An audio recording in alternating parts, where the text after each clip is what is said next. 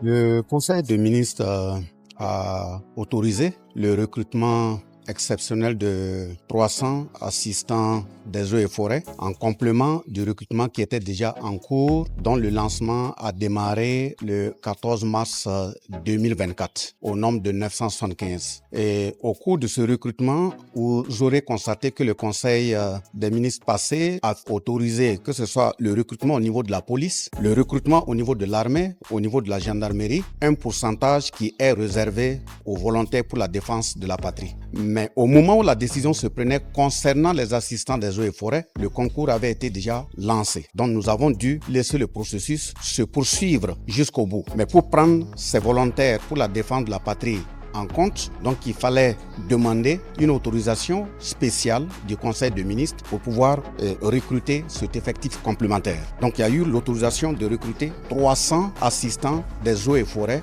mais uniquement réservés aux volontaires pour la défense de la patrie. Pourquoi le Conseil des ministres est parti dans ce sens? D'abord, il faut tenir à féliciter l'ensemble de nos enfants, de nos fils, de nos filles, de nos neveux qui sont sur le front de défense de la patrie. Nous constatons que parmi ces volontaires pour la défense de la patrie, il y a certains, certes, qui ont les diplômes, qui remplissent les caractéristiques de composition des différents concours, mais il arrive des moments pendant la période de la composition, ils ne sont pas au même niveau de repos ou de concentration que les mêmes candidats. Mais quelqu'un qui s'est engagé pour défendre la patrie, on ne peut pas exiger de lui le même temps de préparation, de concentration pour composer les concours. Nous nous retrouvons face à des cas où des volontaires pour la défense de la patrie sont même victimes d'attaques ou ce sont des blessés qui ne sont plus capables de prendre part à un certain nombre d'activités. Donc le Conseil des ministres a autorisé que sur les 300 postes qui sont réservés de façon spécifique au recrutement, rien que des VDP, nous allons d'abord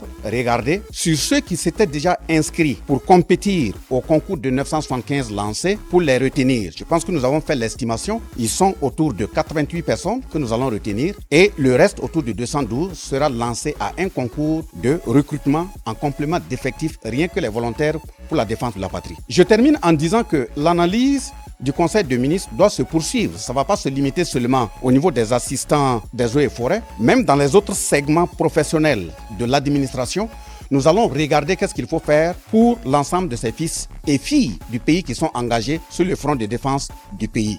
Au titre de la présidence du FASO, le Conseil a adopté 2 décrets. Le premier décret porte sur la création, l'organisation, les attributions, la composition et le fonctionnement d'une commission de régulation des dysfonctionnements, en abrégé CRD. L'administration publique aujourd'hui est sujette à des dysfonctionnements affectant négativement la qualité du service qu'elle délivre. Ces dysfonctionnements ont un lien étroit avec les comportements non éthiques ou non professionnels de certains supérieurs hiérarchiques d'agents publics car ils laissent libre cours à des fautes professionnelles non sanctionnées, des sanctions disciplinaires non appliquées, des dénonciations non poursuivies, des recommandations non mises en œuvre, des instructions non mises en œuvre sans motif valable, de la violation des procédures et règles au détriment des usagers, des implications, des condamnations judiciaires non appliquées. L'engagement solennel du chef de l'État, le capitaine Ibrahim Traoré, le jeudi 11 juillet 2024 à Ouagadougou, à l'occasion d'échanges avec les forces vives de la nation, consistant à mettre un comité de régulation des dysfonctionnements dans chaque ministère et institution, s'inscrit dans la dynamique de remédier aux dits dysfonctionnements et de promouvoir la bonne gouvernance tel qu'il ressort de l'article 2 de la charte de la transition modifiée.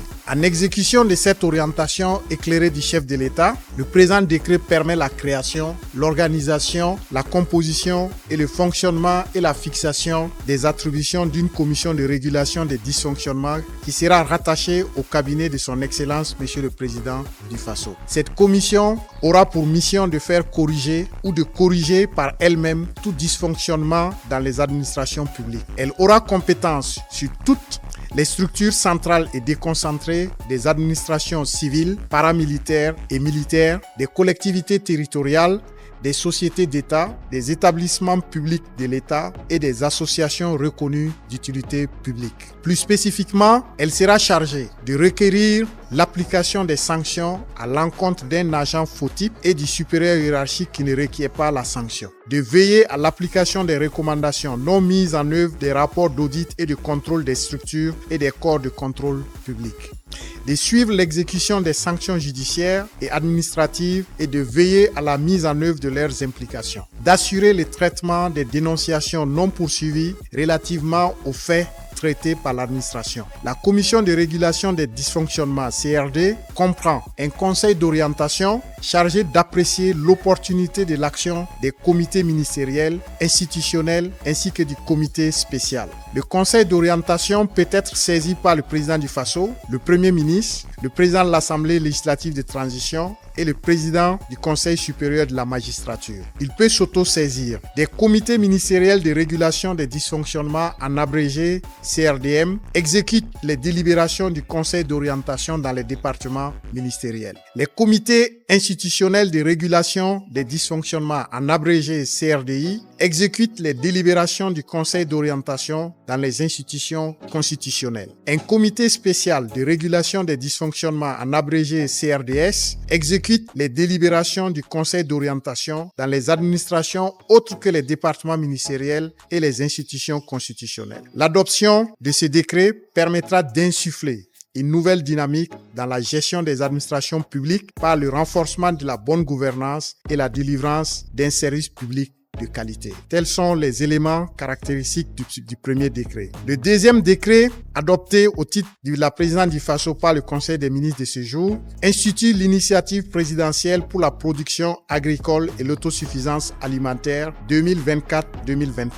L'initiative présidentielle pour la production agricole et l'autosuffisance alimentaire 2024-2029 est proposée à la suite de celle de 2023-2024. En plus d'étendre la période d'exécution de l'initiative présidentielle pour la production agricole, alimentaire et l'autosuffisance sur les 5 années à venir, l'initiative prévoit un dispositif de pilotage et intègre désormais l'agriculture climato-intelligente, c'est-à-dire une agriculture qui optimise l'efficacité des investissements destinés à lutter contre le changement climatique et qui favorise la production de certaines spéculations et la production piscicole à grande échelle. Tout comme l'initiative 2023-2024, elle sera logée au Bureau national des grands projets du Burkina Faso. Elle sera exécutée à travers 4 composantes que sont: composante 1, la mise en place d'une agriculture climato-intelligente sur 5000 hectares en lien avec l'adaptation et l'atténuation du changement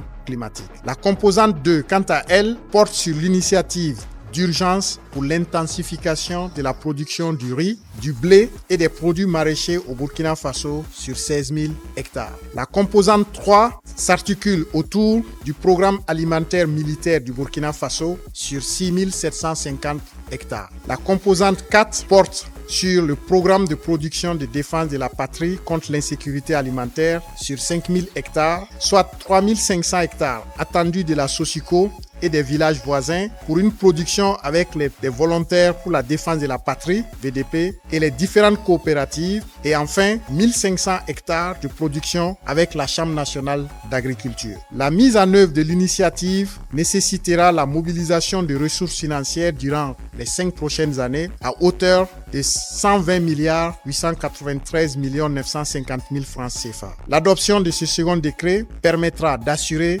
le bien-être des agriculteurs et la sécurité alimentaire au Burkina Faso. Aujourd'hui, le Conseil a adopté un rapport relatif à l'avant-projet de loi sur l'identifiant unique électronique de la personne au Burkina Faso. Comme vous le savez, notre pays s'est engagé dans la mise en place de l'identifiant unique électronique de la personne depuis maintenant plusieurs années. Cet identifiant unique qui permettra d'identifier de façon unique toute personne vivant au Burkina Faso sans aucune autre condition, grâce aux données biométriques telles que les empreintes et les iris, et également grâce à des données biographiques, notamment le nom, le prénom, la date de naissance et le sexe, permettront de fournir à chaque habitant une preuve d'identité. Comme vous le savez, nous avons beaucoup d'habitants dans nos pays qui n'ont pas de preuve d'identité. Donc, avec cet identifiant unique, chacun aura déjà une preuve d'identité. Mais cette preuve d'identité ne remplace pas les autres pièce d'identification. Elle viendra renforcer les systèmes d'identification au niveau des différents sectoriels. Cet instrument d'identification unique électronique de la personne est un instrument très important pour maîtriser les données sur nos populations, permettre la délivrance des services plus facilement et également permettre d'assainir les bases de données d'identification au niveau sectoriel. Elle permettra également d'avoir l'interopérabilité entre les bases de données sectorielles. Aujourd'hui, nous avons des difficultés au niveau de ces bases de données à cause de doublons. Nous n'arrivons pas à avoir des bases de données saines et fiables. Avec cet identifiant unique, ce problème sera résolu et permettra d'éviter que chaque sectoriel ait à enregistrer ces données-là. Donc, les bases de données au niveau de chaque sectoriel devront se référer à cet identifiant unique-là afin d'enregistrer les cibles à leur niveau. Cet identifiant unique sera utilisé non seulement dans l'administration, mais également dans le privé.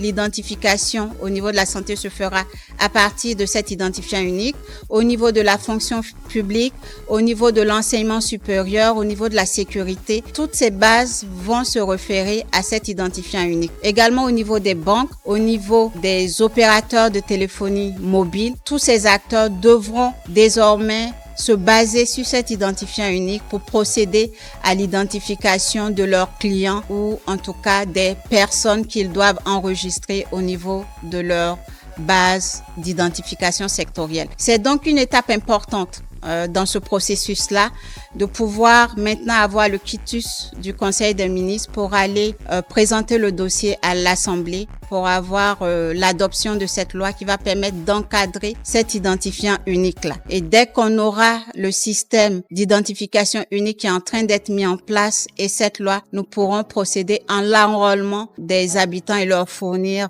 cet identifiant unique-là. Le Conseil des ministres a examiné et adopté un projet de décret portant mesures de protection des travailleurs, des patients, du public et de l'environnement contre les dangers des rayonnements ionisants au Burkina Faso. Son adoption consacre la relecture du décret 2019-0783 du 18 juillet 2019 qui portait sur les principes généraux de protection. Aussi, l'adoption de ce décret améliore l'environnement des procédures pour la production de l'énergie nucléaire. Vous ne vous en doutez pas, notre pays s'est engagé dans la production de l'énergie nucléaire et a des prescriptions à respecter. L'adoption de ce décret-là nous permet de respecter certains critères. C'est la mise en œuvre également des articles 49 et 54 de la loi 032-2012 portant sûreté, sécurité nucléaire et garantie. Ce projet de décret consacre des innovations, notamment le renforcement du régime de protection des travailleurs conformément aux standards exigés pour les pays qui veulent implémenter l'énergie nucléaire. Également la mise en place du registre national des doses des travailleurs. Il faut dire que pour les travailleurs dans un système où il y a les rayonnements ionisants, il y a ce que nous appelons les dosimètres. C'est fixé sur la poitrine des différents travailleurs et ça permet de donner les différentes doses auxquelles il faut être exposé en une année. Quand la dose est dépassée, vous devez changer de poste de travail. Également, on a une meilleure distinction des zones de travail et l'organisation de la protection de ces lieux. Il y a aussi la prise en compte de la responsabilité des travailleurs. Parce qu'avant, on mettait l'accent uniquement sur l'employeur. Maintenant, le travailleur, sa responsabilité est mise en avant. Parce que le dosimètre est sur le travailleur, donc c'est de sa responsabilité pour le porter et vérifier les éléments d'indicateurs qui y sont mentionnés. Nous avons également une prise en compte de la situation de la femme enceinte, de l'apprenti et du mineur. La prise en compte du personnel navigant dans la réglementation, la prise en compte de l'exposition médicale dans le cadre d'un programme de recherche.